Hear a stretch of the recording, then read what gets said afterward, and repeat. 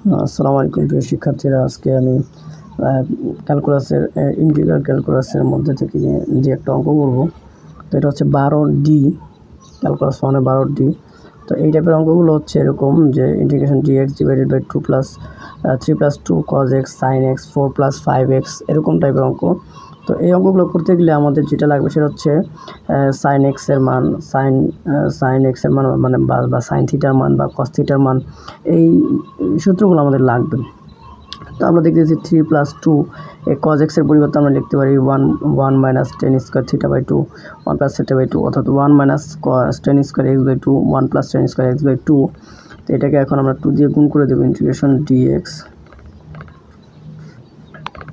এ থাকলো প্লাস, এটাকে 2 দিয়ে যদি আমরা গুণ করে দিই তো 2 minus 2 tan square x by 2, আর নিচে থাকতেছে আমার 1 plus tan square x by 2। এখন আমরা লসাগু করে দেব।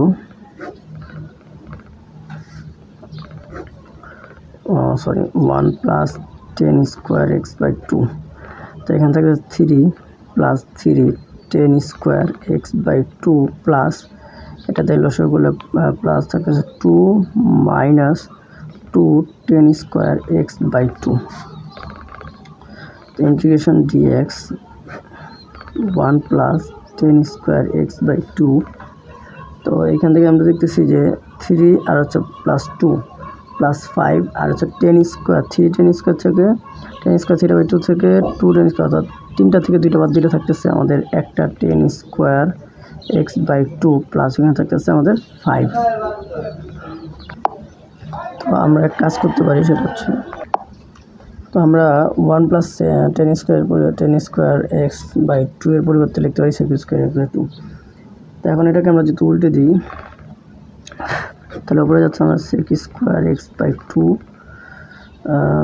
ডিএক্স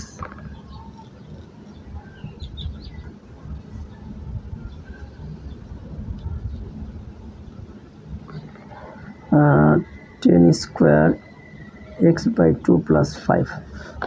এখন আমরা এটা ধরে নেব, ধরি 10x বাই 2, অর্থাৎ 10কে ধরলে আমরা সেক পাবো। এগুলো আমাদের ধরে নিলাম আমরা এটাকে জেড। তো যাকে আমরা ধরে নেব তাকে আমরা ডিফারেন্সিয়েশন করব। কী করব? ডিফারেন্সিয়েশন করব। ডিফারেন্সিয়েশন করলে 10 স্কোয়ার এক্স বাই 2কে ডিফারেন্সিয়েশন করবো হবে সেক স্কোয়ার এক্স বাই 2। তো এক্স বাই 2 অর্থাৎ 10x ধরার কথা, তো এখানে আসে হচ্ছে আমাদের এক্স বাই 2। তো এই এক্স বাই 2কে আবার ডিফারেন্সিয়েশন করলে হচ্ছে হাফ ইকুয়াল টু হচ্ছে ডিজেড। আবার এটাকে যদি আমরা করি তাহলে সেক স্কোয়ার এখানে থাকতেছে আমাদের এক্স বাই 2, আর এই 2টা এখানে যদি নিয়ে যাই তাহলে 2 ডিজেড।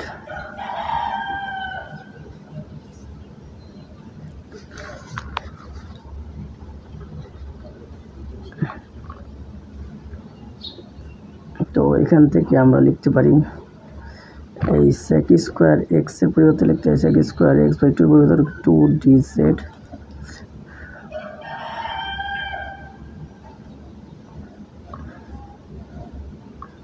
তো 10 স্কোয়ার এক্স বাই 2 এর পরিবর্তে লিখতে পারি আমরা জেড স্কোয়ার প্লাস এই 5টাকে আমরা √5 স্কোয়ার লিখতে পারি।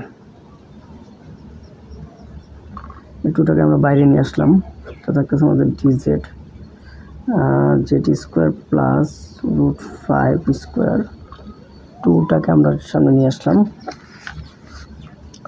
তো এক্ষেত্রে আমরা করতে পারি, এটা হচ্ছে একটা সূত্র আছে, সূত্র হচ্ছে এরকম, সূত্রটা আপনারা এখানে দেখতেছেন integration dx x square plus A square equal to 1 by A tan inverse x by A plus C. তাহলে আমরা এটাকে কী করতে পারি, এখান থেকে আমাদের প্রথম সূত্র হচ্ছে 1 বাই এ,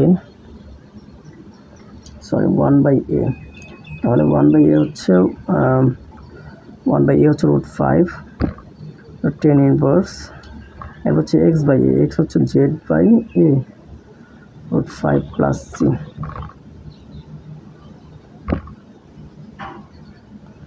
তো এটাকে আমরা যদি সাজাতে 2 বাই √5 টেন ইনভার্স, এই জেড ধরছিলাম কাকে, জেড ধরছিলাম আমরা এই টেন ইনভার্স 10x বাই 2কে। তো এখানে আমরা জেডের মান বসাতে 10x by 2 divide by √5 plus C, এটা হচ্ছে আমাদের অ্যান্সার।